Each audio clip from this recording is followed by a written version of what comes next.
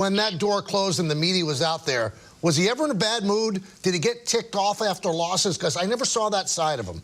No, you're right. No, he took everything in stride. You know, it bothered him. He hated to lose. But, yeah, you very rarely saw him, pissed off to the point where he was moody. He was always pretty consistent every day. The only time, guys, I really seen him get upset was when people questioned whether he was hurt or not. His legs was his livelihood, obviously. And Rickey was one of those guys that, some guys can play with pain, or play with injuries flash, you know what I mean? But then there's some guys when your legs are really depending on what you do every day. And he was so proud of doing that. If he didn't feel 100%, he wouldn't always go out there. But it wasn't that he was jaking, just that he didn't feel like he could be the best he could for his teammates or whatever. So, he would walk around and because we needed him out there every day, guys would just obviously notice the fact that, come on, you're a guy, let's go. He was always there for you, but the only time I saw him get pissed off was when the media or some players might have questioned whether he should have been playing that particular day.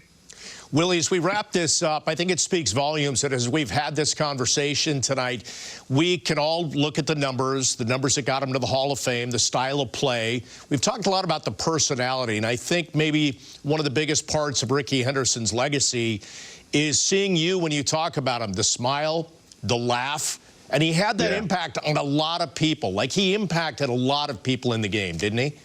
He really did. He really did. I was, talking to guys like Gary Pettis, Dave Stewart. I mean, that hotbed of baseball in that Oakland area, they had a lot of great players come out of there. Shooty Babbitt, some really good Oakland ball players that played that in that era.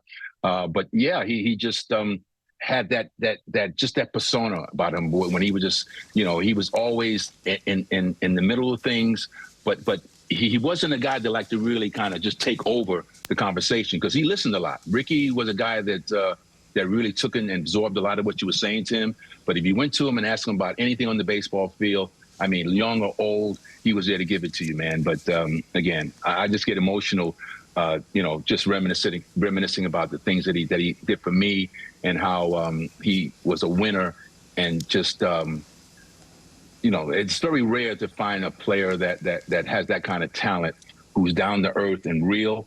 And you just think about, this guy's etched in stone, man. It's like he's made out of granite. This body, the way he wore his uniform, the calves, the muscles in his back. I mean, the hit like he did in that crouch, he had to be unbelievably strong. The good Lord just touched him and anointed him as a physical specimen. And it's just hard to believe that, that he's gone. I mean, I think he lived to 90, 100 years old the way he was built, but way too soon, man. It's just, again, it took me a couple of days to kind of absorb all this, and I'm still really shaken by this. But again, I'll get a chance to talk to his wife, Pam, soon and pray for his family. And again, just a special human being.